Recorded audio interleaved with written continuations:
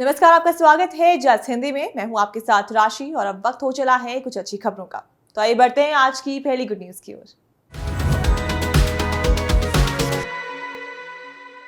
मक्का में तवाफ और काबा में परिक्रमा के साथ ही हज की तीर्थ यात्रा शुरू हुई।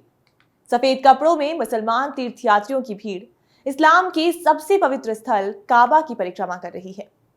उनकी प्रार्थनाएं सऊदी की हवा में गूंजने लगी हैं। हर साल शुरू होने वाली हज यात्रा इस बार ऐतिहासिक है। आइए जानते हैं ऐसा क्यों। माना जा रहा है कि इस साल तीर्थयात्रियों की रिकॉर्ड भीड़ ऐतिहासिक है, जिसे इससे पहले कभी नहीं देखा गया। सऊदी हज और उमरा मंत्रालय के एक अधिकारी ने कहा कि इस साल हम इतिहास की सबसे बड़ी हज यात्रा देखने वाले हैं। इस बार 25 लाख से ज्यादा मुसलमानों के इसमें शामिल होने की उम्मीद है। साल 2020 में लागू कोरोना वायरस महामारी प्रतिबंधों में अब जाकर पूरी ढील दी गई है। कोरोना महामारी के समय साल 2020 में सिर्फ 10,000 लोगों को भाग लेने की अनुमति दी गई थी, जबकि 2021 में 60,000 और पिछले साल 10 लाख लोगों की सीमा थी। मिस्र के 65 साल के अब्दुल अजीम कहते हैं कि मैं अपने जीवन के सबसे खूबसूरत दिन जी रहा हूँ। उन्होंने यहाँ आने के लिए जरूरी $6,000 का पेमेंट किया है।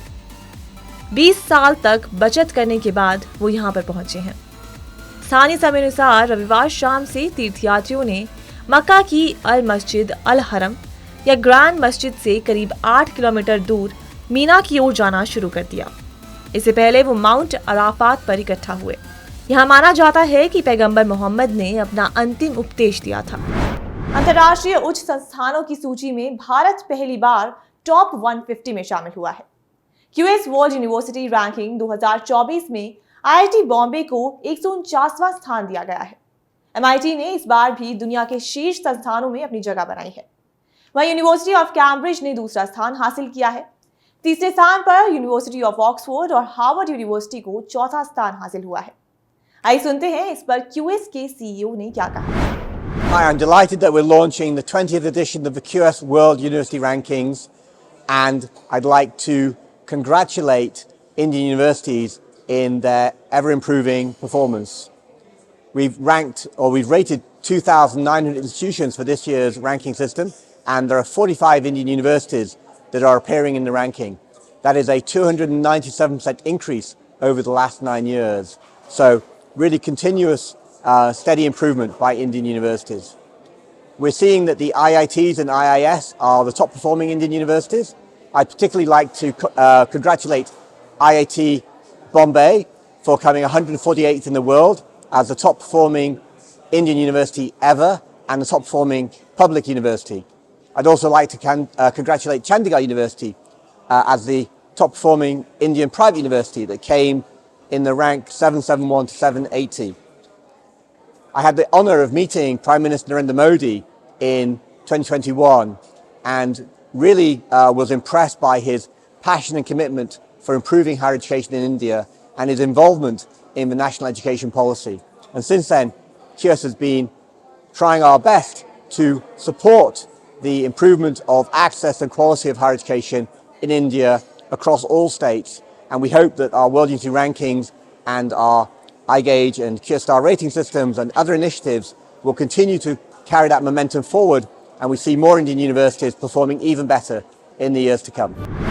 अमेज़न के जंगलों से 40 दिन बाद 4 बच्चों को रेस्क्यू करने वाले सेना के जवानों को कोलंबिया की सरकार ने सम्मानित किया है। इस रेस्क्यू मिशन को ऑपरेशन होप नाम दिया गया था और इसमें शामिल जवानों और बाकी मेंबर्स को ऑर्डर ऑफ बयाका अवार्ड दिया गया। ये कोलंबिया के नागरिकों को दी जाने वाली सबसे बड़ी उपाधि है और आर्म्ड फोर्सेस को दी जाने वाली दूसरी सबसे बड़ी उपाधि। अवार्ड देते हुए राष्ट्रपति गुस्तावो पेट्रो ने कहा कि मेडल सिर्फ एक सिंबल है, असली अवार्ड तो जीवन है और ये इन रेस्क्यू वर्कर्स ने साबित कर दिया है। बचाव कर्मियों ने ऑपरेशन में बच्चों की कम्युनिटी के लोगों को शामिल करके साबित कर दिया कि कैसे एकजुट होकर हम कई जिंदगियां बचा सकते हैं। उन्होंने कहा कि अब इस बात पर कोई विवाद नहीं बचा है कि पश्चिमी या पारंपरिक रिवाजों में से बेहतर क्या है।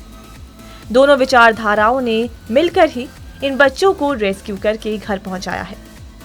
इस ऑपरेशन में शामिल मिलिट्री के स्नाइपर डॉग विल्सन को भी सम्मानित किया गया। बच्चों को जंगल से रेस्क्यू करने के बाद ये डॉग अमेज़न में ही खो गया था। इसे ढूंढने के लिए भी ऑपरेशन चलाया गया था। हालांकि कोलंबिया के एक मिलिट्री ऑफिसर ने कहा कि हमें आशंका है कि अब विल्सन नहीं मिल पाएगा। रेस्क्यू ऑपरेशन के हेड जनरल पेड्रो सांचेज ने कहा कि 6 साल के डॉग विल्सन ने लेगेसी को याद करने के लिए एक मॉन्यूमेंट बनवाया जाएगा। भारत की मेजबानी में पहली बार होने जा रहे वनडे वर्ल्ड कप की ट्रॉफी लॉन्च हो गई है। आईसीसी ने अंतरिक्ष में ट्रॉफी की लॉन्चिंग की। इसके साथ ही ट्रॉफी के वर्ल्ड टूर का ऐलान भी हो गया है। 27 जून से शुरू हुए वर्ल्ड टूर के तहत ये ट्रॉफी 18 देशों का सफर करके भारत लौटेगी। ये टूर 4 सितंबर को समाप्त होगा।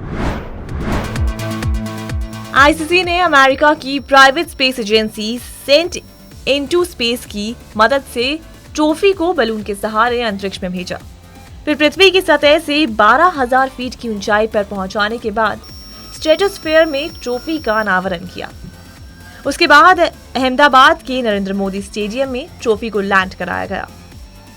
स्ट्रेटोस्फीयर पृथ्वी के वायुमंडल की दूसरी परत है, जो टोपोस्फीयर के ऊपर और मीजोस्फीयर के नीचे स्थित है। यहाँ 4K कैमरास की मदद से कुछ शानदार वीडियो शॉट्स कैप्चर किए, जिन्हें आईसीसी ने जारी किया। वर्ल्ड कप की trophy Kuwait, Bahrain, Malaysia, America, Nigeria, Uganda, France, Italy, America और मेजबान देश भारत सहित दुनिया भर के 18 देशों के 40 से ज्यादा शहरों की यात्रा करेगी। आईसीसी के चीफ एग्जीक्यूटिव जॉफ एलाडिस ने कहा कि ICC men's cricket world cup trophy tour महत्वपूर्ण होगा।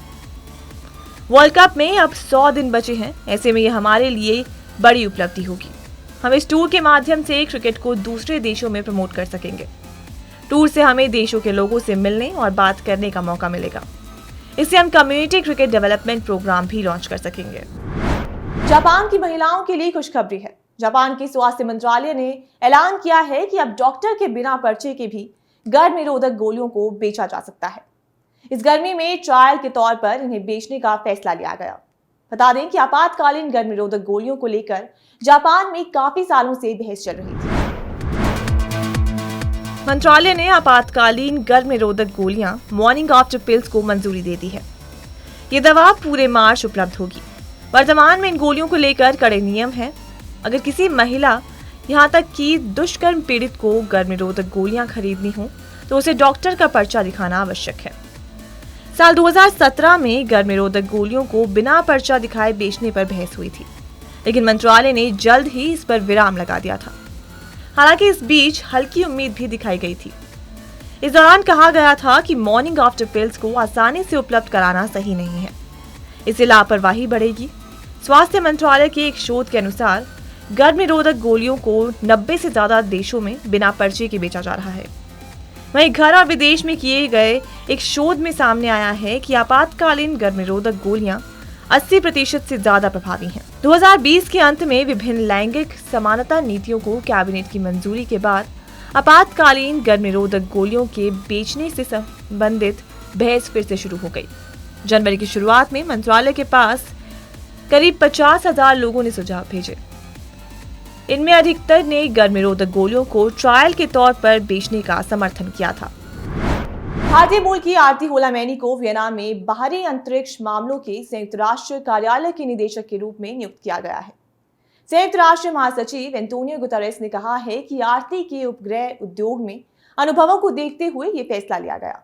बता दें कि मैनी इटली की सुमेनेटा डी पीपो की जगह लेंगी। गौरतलब है कि होलामैनी को 25 साल से ज्यादा प्रबंधकीय और वकालत कार्यों सहित अंतरिक्ष क्षेत्र में अनुभव है। इन सबको देखते हुए उन्हें बाहरी अंतरिक्ष मामलों के संयुक्त राष्ट्र कार्यालय के निदेशक की जिम्मेदारी सौंपी गई। सोमवार को जारी एक बयान में बताया गया कि हाल ही में उन्होंने north star earth and space में कार्यकारी उपाध्यक्ष, स्थिरता, नीति और प्रभाव की भूमिका निभाई है। इससे पहले मैनी ने ग्लोबल सैटेलाइट ऑपरेटर्स एसोसिएशन के महासचिव के रूप में 18 साल से अधिक समय बिताया। विश्व आर्थिक मंच की अंतरिक्ष पर वैश्विक भविष्य परिषद के सदस्य के रूप में काम किया। Ecole Polytechnique Federale de Lausanne space centre में स्पेस द्वारा प्रबंधित स्पेस सस्टेनेबिलिटी रेटिंग के सलाहकार समूह की सदस्य भी रही हैं। Satellite industry association of India के सलाहकार बोर्ड की सदस्य की जिम्मेदारी भी संभाल चुकी हैं। फोरम यूरोप की वरिष्ठ अंतरिक्ष नीति सलाहकार भी रही हैं। यूरोपीय संघ अध्ययन 2021 और 23 के लिए अंतरिक्ष यातायात प्रबंधन पर विशेषज्ञ सलाहकार के रूप में काम कर चुकी हैं। अगर भारतीय मूल की होला मैनी की पढ़ाई की बात करें तो उन्होंने अपना स्नातक जर्मन लॉ में यूके में स्थित किंग्स कॉलेज लंदन से किया है। वहीं पेरिस के HEC से बिजनेस एडमिनिस्ट्रेशन में मास्टर किया है। वो अंतर्राष्ट्रीय अंतरिक्ष विश्वविद्यालय की पूर्व छात्रा भी रही हैं। उन्हें कई भाषाओं का ज्ञान है। वो अंग्रेजी, फ्रेंच, जर्मन और पंजाबी बोलती हैं और उन्हें डच भी थोड़ी बहुत आती है। तो न्यूज में आज के लिए सिर्फ इतना ही। फिर लौटूंगी कुछ अच्छी खबरों के साथ। तब तक के लिए मुझे दीजिए इजाजत और देखते रहिए जस हिंदी। अपना फीडबैक हमें info@justbroadcasting.com पर मेल कर सकते हैं।